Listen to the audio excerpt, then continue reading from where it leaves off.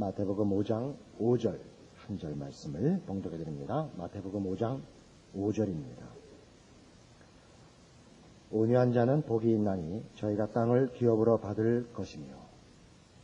이 온유하다는 것은 사람이 하나님 앞에서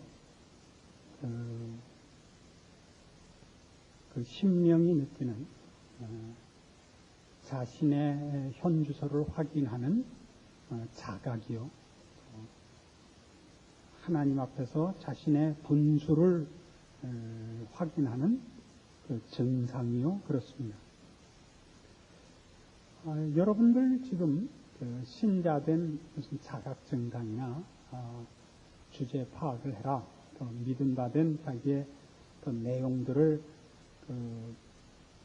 얘기해보라 그러면 요 근자에는 무슨 확신, 기쁨 이런 것들이 훨씬 많이 언급되고, 온유하다는 것은 별로 언급이 안 되죠. 늘 말씀드리지만 이 마태라는 저자가 신자된 한 증상과 표를 온유로 지금 굳이 고집을 하는 이유는, 이 글을 쓰는 당시에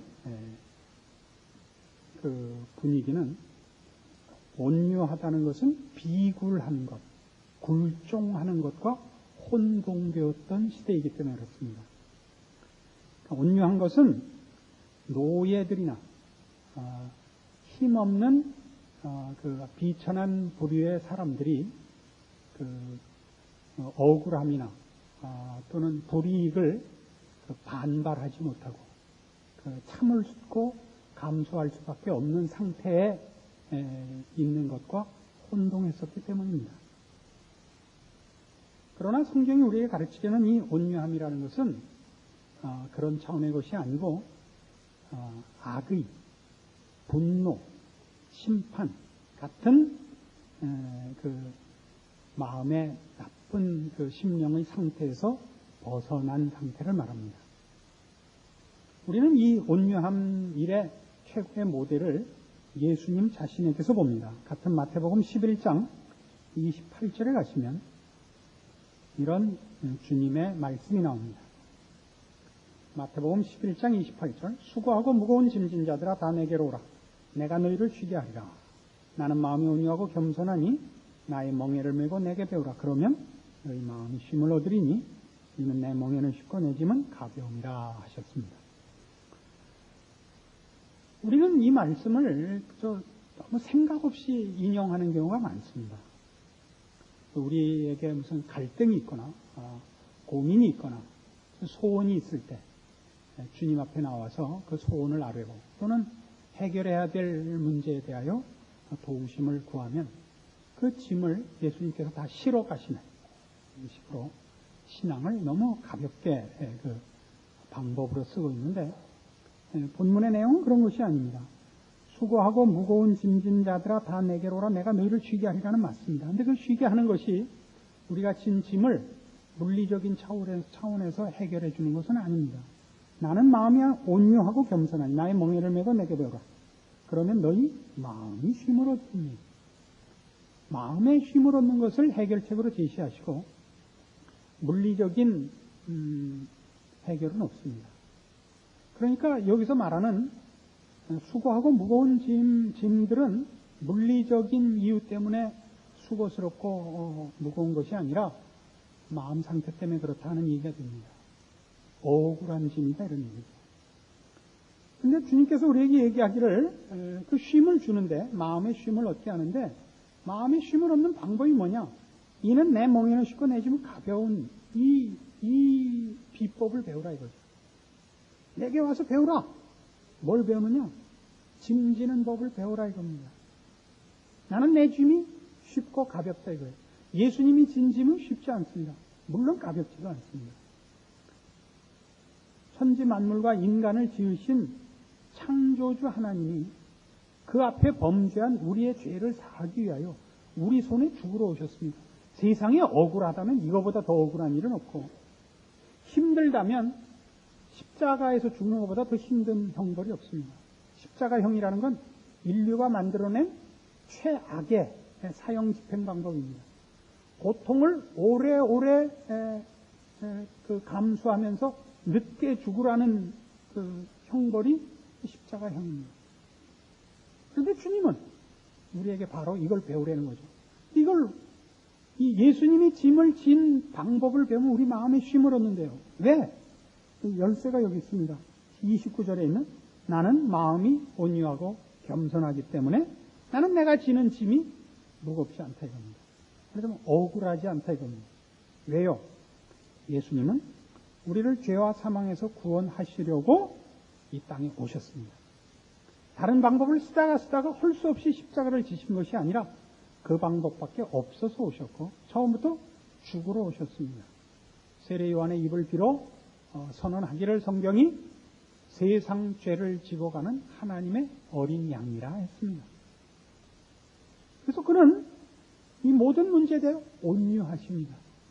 그를 채찍질하고 그를 조롱하고 그에게 가시관을 씌우고 그에게 침을 뱉고 또는 십자가에 매달아 놓고 네가 남은 구하면서 자신은 구하지 못하느냐 라고 조롱할 때도 예수님의 답은 이것뿐이었습니다. 아버지여 저들의 죄를 사하옵소서. 저들이 자기가 하는 일을 알지 못하나이다입니다. 온유의 아주 완전한 모습이죠. 좀 더 설명을 드리자면 로마서 15장에 한번 가보십시오. 예수님께서 가지시는 이 온유함의 그 이유가 뭐냐, 본질이 뭐냐 이렇게 물으신다면 로마서 15장에서 이렇게 얘기합니다. 로마서 15장 1절 우리 강한 자가 마땅히 연약한 자의 약점을 담당하고 자기를 기쁘게 하지 아니할 것이라. 우리 각 사람이 이웃을 기쁘게 하되 선을 이루고 덕을 세우도록 할지니라. 그리스도께서 자기를 기쁘게 하지 아니하셨나니 기록된 바 주를 비방하는 자들의 비방이 내게 미쳤나이다 함과 같으니라.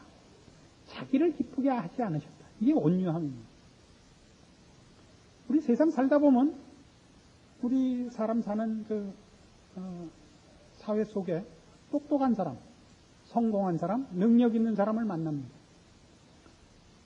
똑똑하다든가 능력이 있다는 것은 다른 사람과 비교해서 내가 우월하다는 것으로 증명되어서는 안 됩니다.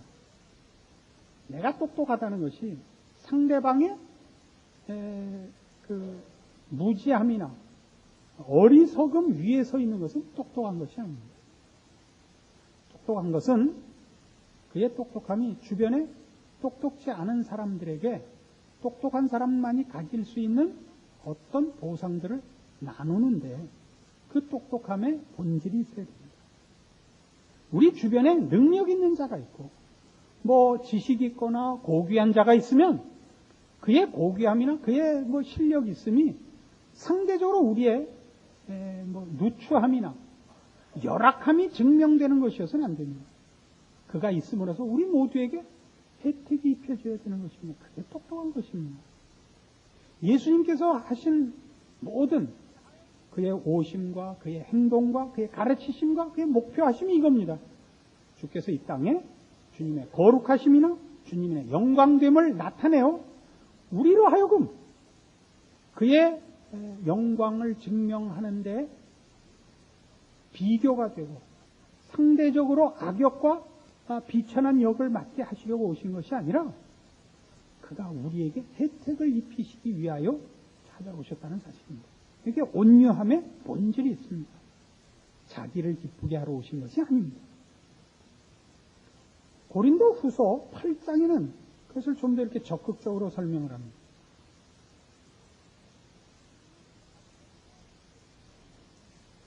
신약성경 294페이지 고린도 후서 8장 9절입니다.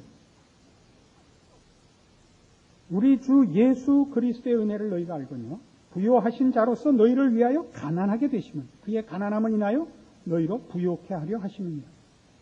예수님의 부요하심, 예수님의 영광, 예수님의 고귀하심이 우리의 가난함을 확정지으러 오신 것이 아니라 그의 부요함을 풀어 우리의 가난함을 메꿔주러 오신 것이다 이겁니다. 이게 온유함입니다. 우리가 사람 사이에 다툼이 있을 때 보시면 믿지지 않겠다는 싸움이죠. 지지 않겠다는 싸움이죠. 그것이 금전일 수가 있고 이해관계 문제일 수가 있고 가장 많이는 자존심의 문제일 수가 있습니다. 그래서 도무지 상대방의 말하자면 허세를 용납할 수 없다는 것이죠. 상대방이 실상이 아닌 거짓으로 나보다 크게 보여서 상대적으로 내가 내 원래 지위보다 왜소해지는 것을 난 감수 못하겠다. 사람 사는 데서 제일 큰 싸움을 유발하는 이유입니다. 여러분이 감수하시면 상대방의 허세가 진짜가 됩니다. 여러분이 상대방의 거짓된 가면을 벗기러 다닐 필요가 없습니다. 여러분이 그것을 용납하시면 상대방이 일부러 까치발을 하고 다니지 않게 됩니다. 상대방의 자존심이나 경쟁심을 건드리지 않는 것이 온유함입니다. 베푸고 용납하고 품으실 자세를 갖고 있는 것이 온유함이죠. 지금 얘기한 이런 온유함은 하나님의 사람들이 목표해야 되고 완성의 경지로 받아들여야 할 내용들입니다. 우리 하나님의 성품입니다. 오늘 마태복음 5장에서 얘기하는 것은 이것을 목표로 하고는 있지만 오늘 여기서 얘기하는 것은 그 시작에 불과한 것도 역시 복된 조건으로 증상으로 제시하고 있습니다. 그 시작과 기초에 불과한 온유함에 그렇게 설명하는 건 우습습니다만 가난한 온유는 무엇일까요? 그것은 하나님 앞에서 우리 자신의 위치와 본질을 파악하여 가지는 겸손한 온유입니다. 우리는 그런 사람을 성경에서 모세를 통해서 봅니다. 민수기 12장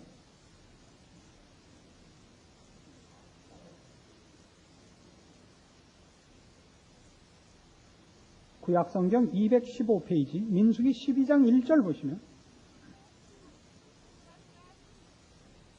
모세가 구수 여자를 취하였더니 그 구수 여자를 취하였으므로 미리암과 아론이 모세를 비방하니라. 그들이 이르되 여호와께서 모세와만 말씀하셨느냐 우리와도 말씀하지 아니하셨느냐 하며 여호와께서 이 말을 들으셨더라.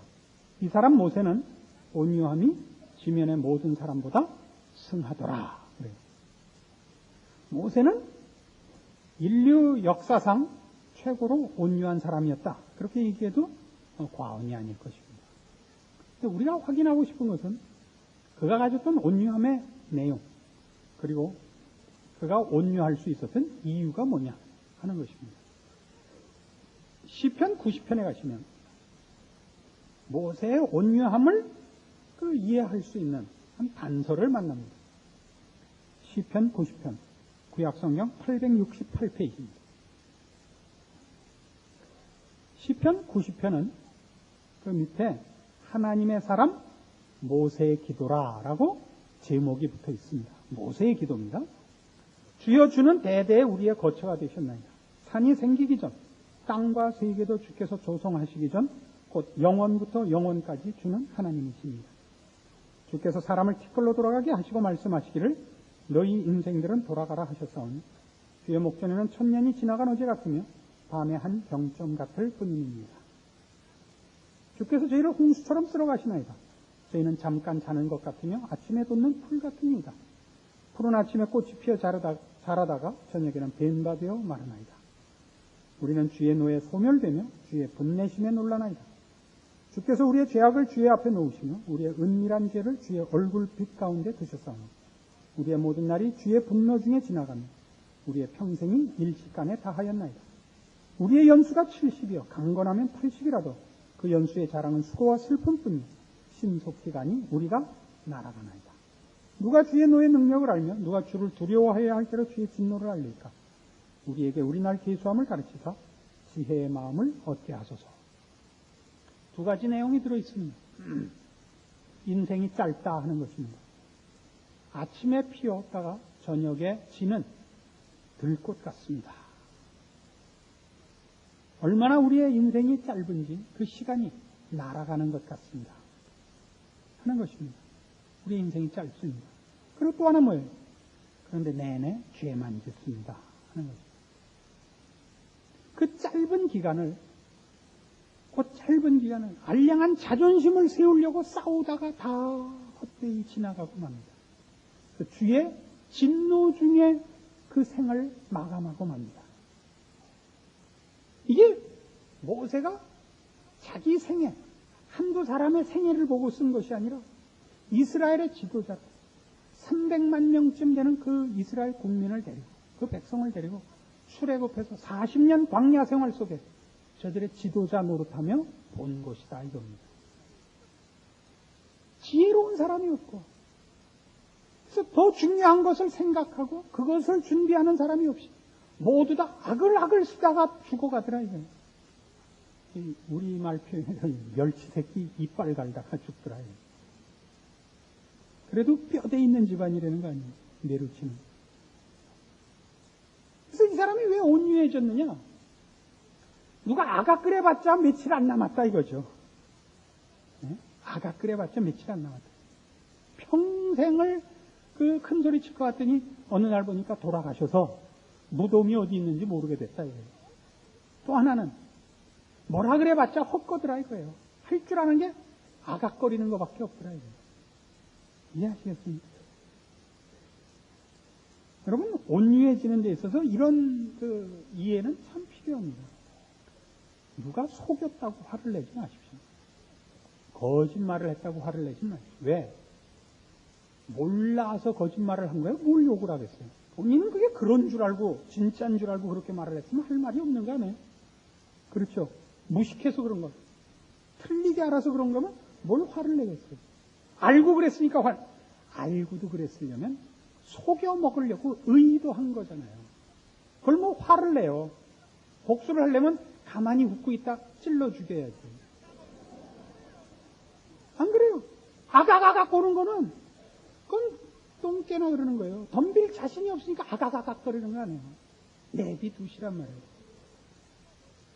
몰라서 그런 거 아니면 날 말아먹으려고 그런 건데 뭐라 그럴 거예요. 세상에 거짓말은 없는 거란 말이에요. 괘씸하다 이런 게 있죠. 괘씸하다. 힘이 있으면 참으시라고요. 여러분이 더 큰 사람이면 그 괘씸해서 불러다가 그거 매우 쳐라. 내 죄를 내가 알렸다. 강한 자의 미덕은 뭐예요? 아량이에요. 아량. 복수를 하는 건 이미 강자가 아닌 겁니다. 모든 동물의 세계를 보세요. 힘없는 놈만 독을 가지는 거예요. 힘이 있으면 절대 독을 안 가져요. 복수를 하는 법입니다. 여러분이 강자면 용서하시라고요. 여러분이 약자면 참아야 돼요. 힘이 없는데 왜 댕댕거리세요? 힘이 없으면 물론 참아야 돼요. 은연중에 은밀히 힘을 길러야죠. 힘을 기르면 아량을 베풀어야죠. 그게 온유예요. 모세가 이거 한 거예요. 이거. 할 말이 없는 거예요. 사람의 뜻에는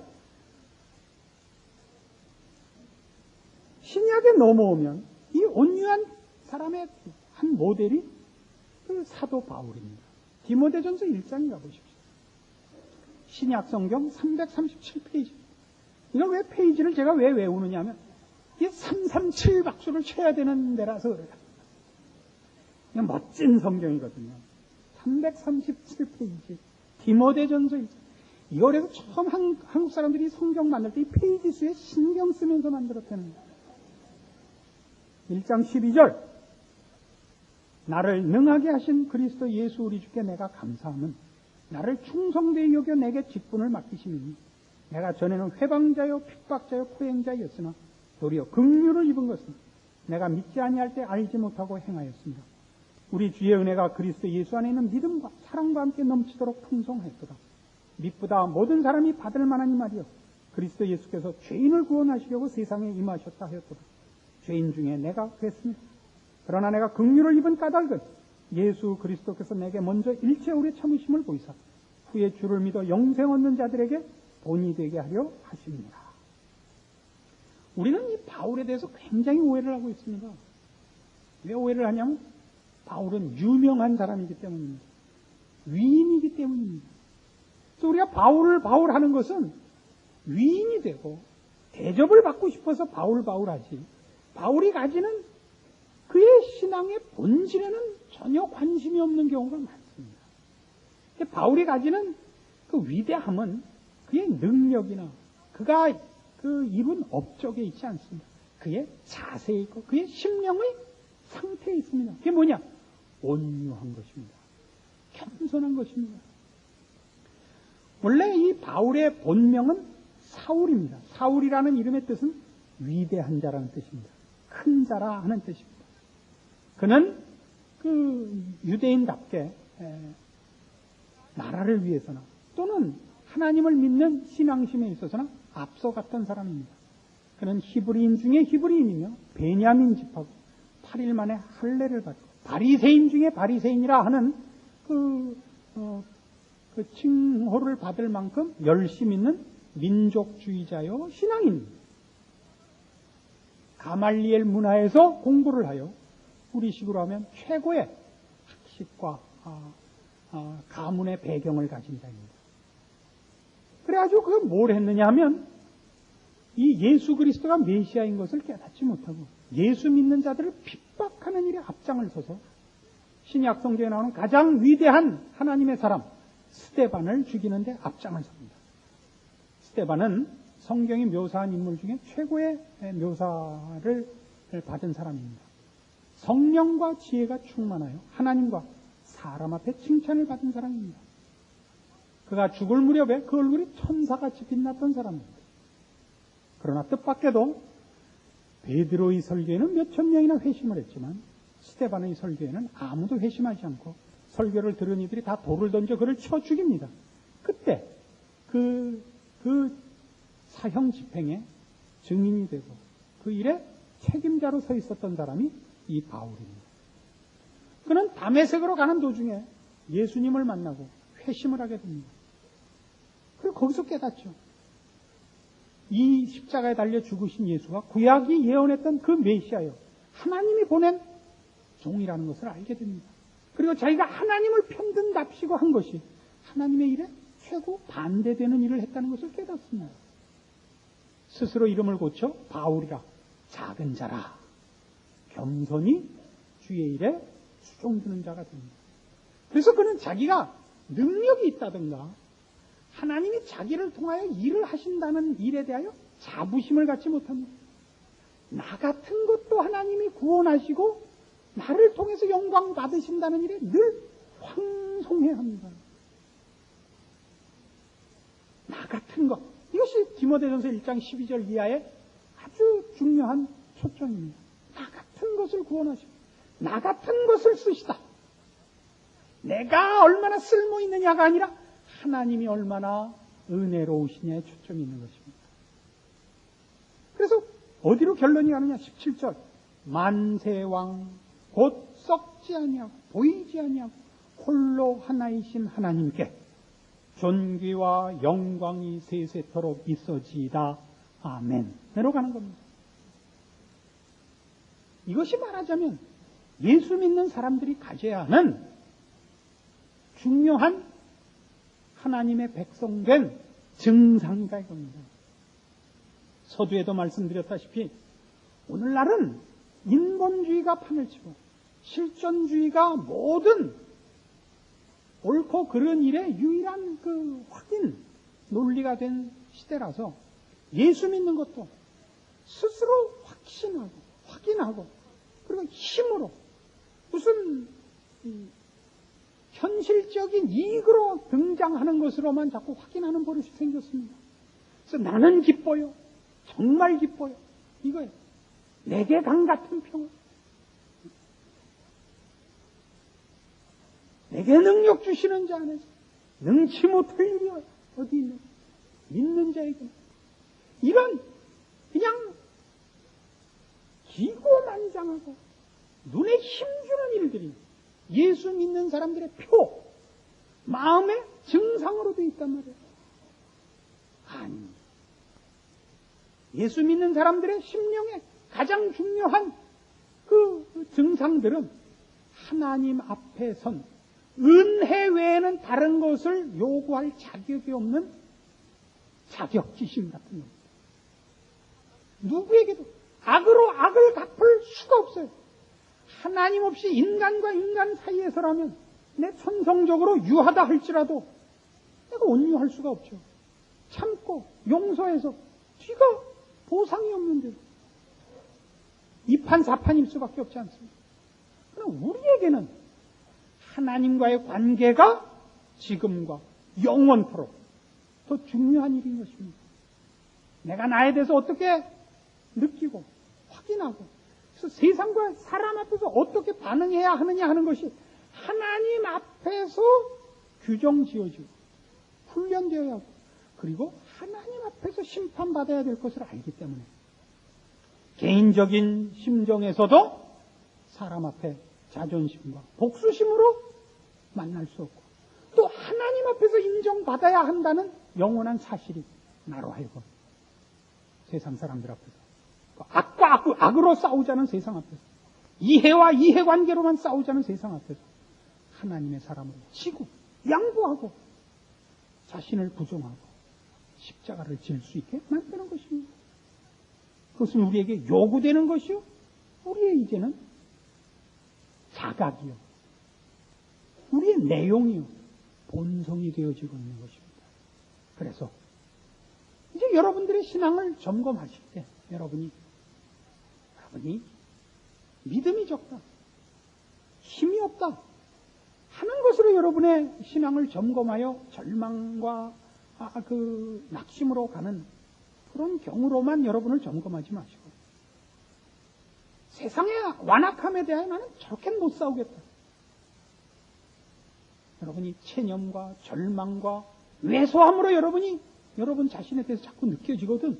그것이야말로 우리가 하나님 앞에서 자신을 확인하고 하나님의 사람으로 출발하는 가장 중요한 근거요 내용인 것을 확인하시고 지고 살고 참고 살고 용서하면서 사는 이것이야말로 내가 키워야 하고 그것으로 승리해야 돼. 그것 위에 우리를 세워야 한다는 것을 아는 이 신앙적인 확실한 근거 위에서 여러분의 신자된 삶을 이 온유와 겸손 그리고 충성과 그런 차원에서 승리로 여러분을 내모는 분명하고 확실한 그리고 새로운 결단이 필요하다고 믿어지는 것입니다. 하나님을 의지하여 사는 삶의 비밀함과 세상이 모르는 이 진리와 영원을 여러분 소유한 줄 아시고 그 위에서 승리하시는 여러분들 되기를 바랍니다. 기도하십시오. 하나님 아버지 은혜를 감사합니다. 우리가 하나님의 자녀요. 그래서 우리의 심령이 가난하며 온유할 수밖에 없는 것을 확인하였습니다. 우리는 악의와 분노와 심판을 가지고 사람을 만날 수 없습니다. 하나님이 그것을 싫어하시기 때문입니다.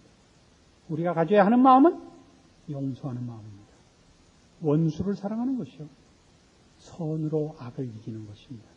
주께서 우리에게 친히 명령하시기를 아무든지 나를 따르려거든 자기를 부인하고 자기 십자가를 지고 나를 쫓으라 하셨습니다.